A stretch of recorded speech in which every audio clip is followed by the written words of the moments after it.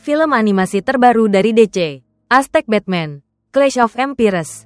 Bukan Batman Gotham klasik dengan Batmobile dan Joker yang cekikikan, melainkan versi Aztec penuh darah, mitologi, dan sejarah. Ini bukan cuma film superhero, tapi kisah benturan budaya, balas dendam, dan kekuatan dewa. Ikuti perjalanan Yohwahi, dari anak yatim piatu menjadi prajurit keledai. Lindungi kekaisaran Aztec dari pedang Spanyol. Di sebuah suku di pesisir Teluk Meksiko, bagian dari kekaisaran Aztec tahun 1519. Pemuda Yohwahi adalah putra kepala suku Toltecatzin. Toltecatzin, pemimpin bijaksana dan jangkung dengan jenggot khas Aztec, mengenakan mantel bulu dan kalung obsidian berkilau. Yohwahi kerap mimpi aneh. Di tengah reruntuhan dan tumpukan mayat, seekor banteng raksasa kejar dan serang dia. Lalu seekor kelelawar terbang datang. Lawan banteng itu, bangun, ayahnya, Toltecatzin, bilang jangan pernah remehkan mimpi. Dari manapun asalnya, di desa asap, manusia hidup harmoni dengan alam, bersyukur atas anugerah ibu alam, dan percaya pada dewa kelelawar, Tezinacan. Mereka yakin, saat kegelapan tiba, Tezinacan akan selamatkan mereka. Yohwahi, masih muda, ingin buktikan diri dan belum sepenuhnya percaya pada Tezinacan. Ayahnya berharap pewarisnya mampu warisi semangat budaya, taklukkan ketakutan, dan siap bertarung kapan saja. Suatu hari, warga desa asap saksikan pemandangan tak biasa. Mereka kira itu gunung yang diterbangkan awan atau monster dari dasar jurang. Nyatanya, itu kapal-kapal pimpinan Hernan Cortes bersama pasukannya. Atas nama Tuhan Yang Maha Kuasa dan Kaisar Romawi Suci, Charles I Raja Castilla, Cortes mendarat untuk jelajahi dunia baru. Kepala suku sambut mereka dengan ramah. Sajikan makanan tradisional, buah, jagung panggang, dan anggur pulkue. Tapi, ia pesan Yohwahi amati baik-baik ucapan dan tindakan mereka. Sesungguhnya, pasukan Spanyol pimpinan Cortes punya satu tujuan.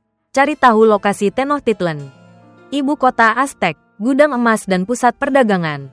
Sebagai penipu ulung, Cortes tak cuma ingin rampok dan jajah, tapi juga manipulasi agar orang barbar ini rela serahkan harta. Usai kenyang makan minum, ia pamerkan barang aneh dari negerinya untuk pesona warga. Ia bahkan tunjukkan senapan flintlock, samakan dengan petir para dewa. Yohwahi excited lihat hal baru, beda dari hidup monoton di desa. Tapi Toltecatzin tetap waspada pada orang asing. Ia minta petunjuk Dewa Tezinacan, dan berpesan pada Yohwahi, jika sesuatu terjadi padanya, cari Acatzin, penjaga rumah mereka di kota, untuk bantuan. Keesokan pagi, Yohwahi terbangun saat petir menggelegar. Pertanda buruk, Hernan Cortes, di atas kuda, dengan sopan minta kepala suku tunjukkan jalan ke Tenochtitlan, ibu kota Aztec yang legendaris. Tapi Toltecatzin tegas tolak, sebab itu aturan suci mereka. Gagal dibujuk, Cortes ganti nada, ajak kepala suku gabung ekspedisinya, dan minta Yohwahi jadi utusan untuk umumkan kedatangan Raja Matahari. Yohwahi merasa dihargai, langsung setuju, tapi ayahnya tarik ke samping. Ulang pesan, jika ia dalam bahaya, cari Acatzin. Saat itu, wakil komandan Alvarado lepas topi. Warga suku kira dia dewa. Mendekat untuk hormat, Alvarado malah jijik, tolak kontak, dan dalam marah, tembak mati seorang wanita. Toltecatzin murka, sebut mereka penipu dan pembunuh. Bersumpah selama ia bernapas, mereka takkan lihat Tenochtitlan. Cortes langsung berbalik wajah, bunuh kepala suku, dan perintahkan pembantaian. Pasukan Spanyol serang. Tombak dan perisai tak mampu lawan pedang tajam dan peluru. Warga dibantai keji. Yohwahi peluk ayahnya, menangis. Ditahan Cortes tapi lolos. Kabur ke hutan. Peluru senggol bahunya, tapi ia terus lari. Akhirnya jatuh ke sungai. Dalam mimpi, Yohwahi lihat tanaman merambat dan dunia fantasi. Bertemu ibunya, bercampur dengan mimpi sebelumnya. Ia terbangun di sebuah tenda. Seseorang telah obati lukanya. Ia jumpa seorang wanita, yang ternyata Dewi Forest Ivy.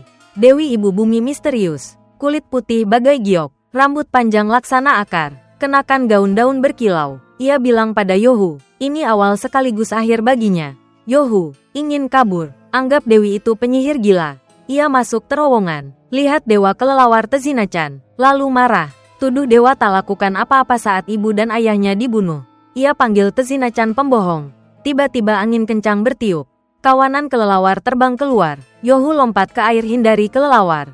Saat muncul, ia lihat cahaya kota di depan. Setelah jalan hingga lelah, ia temukan Achatzin. Keesokan harinya, ia dan Achatzin ke istana Moctezuma. Menghadap raja, laporkan invasi Hernan Cortes dan niatnya temukan Tenochtitlan. Imam Yoka, dengan rencana jahat, bantah Yohu, yakinkan raja bahwa orang Spanyol adalah dewa yang harus disambut agar tak murka. Tapi raja bilang, kalau dewa, mereka pasti datang sendiri. Keluar istana, Yohu memohon Achatzin latih ia jadi prajurit terkuat di dunia. Ia harus balas dendam untuk ayahnya. Hentikan Cortes dan pasukannya. Yoka, penyembah dewa perang, diperintah buat yakinkan raja agar izinkan pasukan Cortes masuk kota. Sementara, pasukan Cortes terus ekspansi, bersekutu dengan suku Tlaxcaltecas, dan bantai Colula demi temukan Tenochtitlan. Kota terapung di laut, Yohuahi mulai latih keras, tak pernah menyerah. Dari pemuda lemah, ia jadi pemimpin kuat, kekar, siap bertarung, pimpin pasukan yang ia bentuk dan latih. Akhirnya, pasukan Cortes sampai Tenochtitlan. Cortes dan wakilnya girang, bakal raup emas banyak dari kota ini. Yohu dan raja amati dari atas. Yoka masih yakinkan raja bahwa Cortes adalah dewa. Tapi raja waspada, perintahkan Yohu dan pasukannya siap tempur. Cortes, dengan nada sok dermawan, minta masuk kota. Tak ada respons. Ia siapkan pasukan untuk bantai kota. Tapi, raja akhirnya izinkan buka gerbang. Raja dan rakyat anggap mereka dewa. Sambut meriah, bahkan serahkan tahta. Karena leluhur bilang suatu hari dewa akan ambil milik mereka. Cortes pegang tangan raja. Tak tahu itu tabu. Rakyat mulai curiga. Benarkah mereka dewa? Tiba-tiba, langit tunjukkan tanda kiamat. Raja ketakutan. Bertanya, apakah karena ia lambat sambut atau karena izinkan mereka masuk? Mengapa kiamat datang? Raja naik tandu. Pergi. Yohu diam amati. Tak mau gegabah. Sebab raja kini anggap Cortes tamu agung. Malam tiba. Yohuahi yakin Cortes takkan diam. Ia ingin cari dan balaskan dendam ayahnya. Achatzin halangi. Bilang Yohu tak bisa bertarung malam hari tanpa perlindungan dewa matahari. Tapi Yohu balas. Untungnya keluarganya sembah Tezinacan, dewa kegelapan, yang berutang padanya. Achatzin akhirnya dukung. Rancang kostum untuk Yohu dengan topeng kelelawar. Benar saja, Cortes dan Alvarado jelajahi kota cari emas. Rampok warga dengan kasar. Bahkan mau bunuh. Yohu serang. Pakai gada, lawan 4-5 orang, tapi musuh terlalu banyak.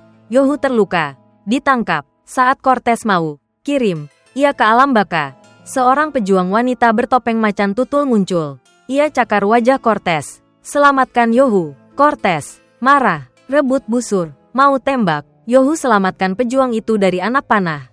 Keduanya kompak bertarung bersama. Tiba-tiba seseorang datang. Takut ketahuan, Cortes cas kabur. Pejuang macan tutul bantu Yohu lari. Yohu berterima kasih atas penyelamatan. Wanita itu sindir Yohu yang nekat serang musuh bagai misi bunuh diri. Yohu balas, misinya lebih mulia dari siapapun. Macan tutul kesal, pergi. Cortes luka parah di wajah. Perintahkan pasukan cari 2 orang barbar itu untuk dibedah. Tapi wakilnya dan pasukan sarankan pulang ke Spanyol untuk perawatan terbaik. Cortes kini tampak biadab. Bilang ia sudah bakar semua kapal agar pasukan tahu mereka harus selesaikan misi. Kembali ke tenda, Yohuahi ceritakan pada Achatzin soal pejuang wanita macan tutul. Achatzin bersyukur pada Tezinacan yang kirimkan penyelamat untuk tuannya. Yohu bilang ia harus pelajari cara kerja penemuan pasukan Cortes. Pengetahuan itu bisa beri keunggulan. Achatzin anggap itu terlalu berisiko jika Yohu serang langsung. Andai ada seseorang yang licin dan cekatan bantu dia, Yohu langsung teringat macan tutul. Malam berikutnya, ia ikuti wanita itu. Tahu ia curi dari orang kaya untuk bagi ke yang miskin. Macan tutul sadar diikuti. Serang Yohu. Tapi ia minta bicara. Yohu butuh bantuan. Ajak ia ubah aksi curiannya jadi sesuatu yang mulia dan dikagumi. Keduanya menyelinap ke istana tempat Cortes diatur raja untuk istirahat. Setelah amati, Yohu lihat penjaga patroli dengan disiplin ketat dan jumlah banyak. Ia hormat pada macan tutul. Sadar butuh pemandu untuk masuk dengan cara paling minim korban. Bersama macan tutul, Yohu curi senjata pasukan Cortes dan bawa pulang untuk dipelajari. Dalam perjalanan ke kuil terlupakan Tezinacan, tempat Yohuahi diselamatkan saat terluka. Ia dan Achatzin lihat banyak pohon besar ditebang. Pasti ulah Cortes. Yohu ingin pakai kuil tersembunyi itu untuk pelajari senjata modern musuh. Achatzin melihat patung Tezinacan, yakin Yohu dipilih dewa untuk misi suci.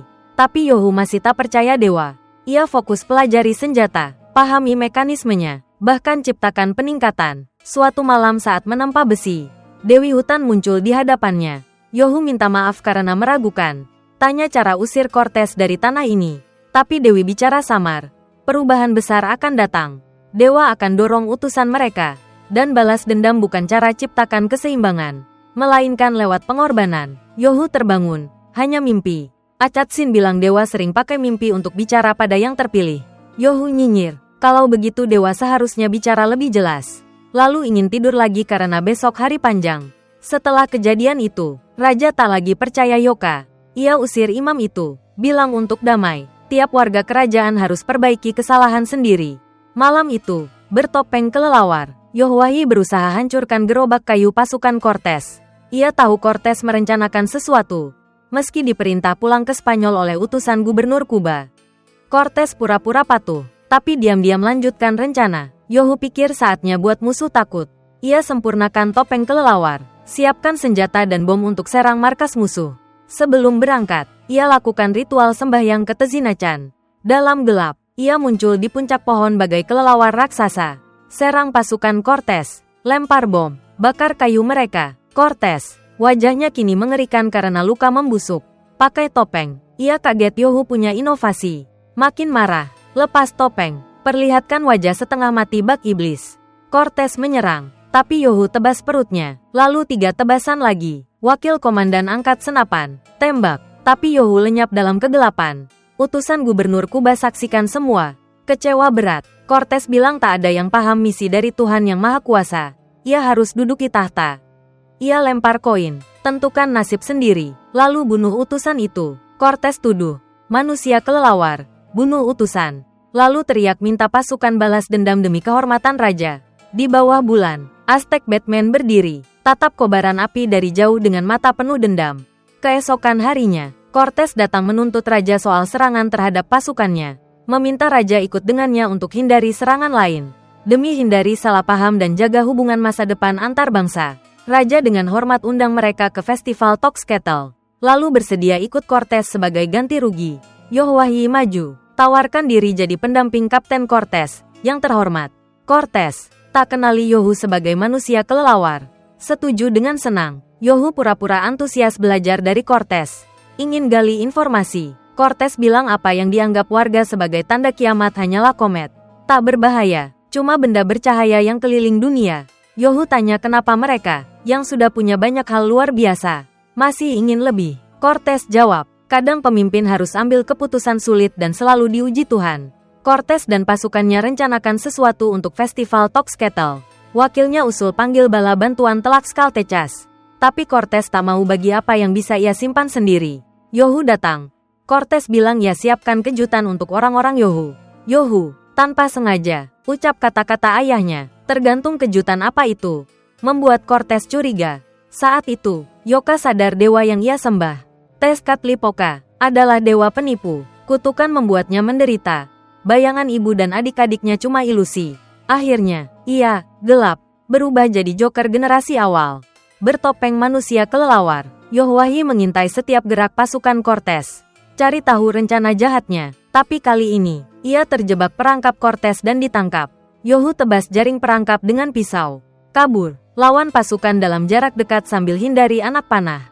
Lalu hempaskan 2 prajurit yang coba jebak dia. Akhirnya, ia duel lagi dengan Cortez. Cortez tahu Yohwahi adalah manusia kelelawar. Ucapan ayah Yohu makin yakinkan dia. Tapi Yohu tak sadar ini jebakan. Memancing harimau dari gunung. Tarik dia jauh dari istana Moctezuma. Yohu rebut kuda, buru-buru balik ke istana. Tapi terlambat, pasukan Spanyol sudah bantai istana.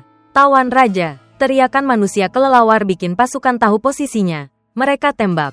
Paksa Yohu kabur. Ia sadar, banteng dalam mimpinya adalah Cortez. Dan kelelawar itu Tezinacan, dewa yang lindungi dia. Keesokan harinya, Yohwahi bawa emas ke istana. Cortez gunakan nyawa raja untuk paksa rakyat tunduk dan serahkan emas. Yohu ingin balas dendam, tapi sadar Cortez harus ditundukkan oleh keadilan rakyat, bukan amarahnya. Untuk bertarung, prajurit perlu selamatkan raja. Malam itu, Yohu bebaskan raja. Atas nama Tezinacan, ia minta raja kumpulkan prajurit, hentikan pasukan Cortez. Tapi saat raja bicara, rakyat sudah tak percaya. Yoka, yang kini gelap, dan menyamar jadi prajurit Tueles. Tikam raja dari belakang. Rakyat memberontak, tapi dibantai peluru pasukan Cortez. Persis seperti rencana Yoka. Manusia kelelawar Yohu amati situasi. Perintahkan Ocelotl. Macan tutul. Tiup tanduk. Panggil semua prajurit. Ia bagikan senjata. Ajak mereka jaga istana utama dan tahta suci. Di bawah komando berani Yohu. Prajurit mulai unggul. Lindungi rakyat. Yohu incar Cortez. Pertarungan ini tentukan segalanya. Tapi pasukan Tueles tembakan meriam. Buat prajurit terpojok. Tiba-tiba, macan tutul muncul dari langit. Hancurkan posisi meriam musuh. Namun, Cortez dapat bala bantuan luar. Kapal besar meluncur dari gunung. Alasan mereka tebang hutan. Yohu, yang terluka, manfaatkan momen Cortez lempar koin untuk sembunyi. Cortez perintahkan pasukan hancurkan kota.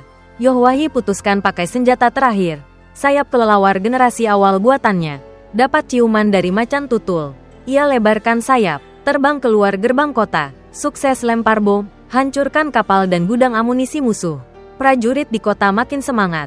Tak gentar lawan peluru. Yohu memohon kekuatan Tezinacan. Terbang, tembak tali, robohkan barikade senjata musuh. Prajurit manfaatkan momen. Tumpas pasukan Tueles. Cortez serang Yohu, tapi ia tangkis. Dengan sisa tenaga, Yohu hantam wajah Cortez. Meski napas terakhir, ia akan seret Cortez ke muka keadilan. Tekad rakyat Aztec bangunkan Dewi Hutan. Ia muncul.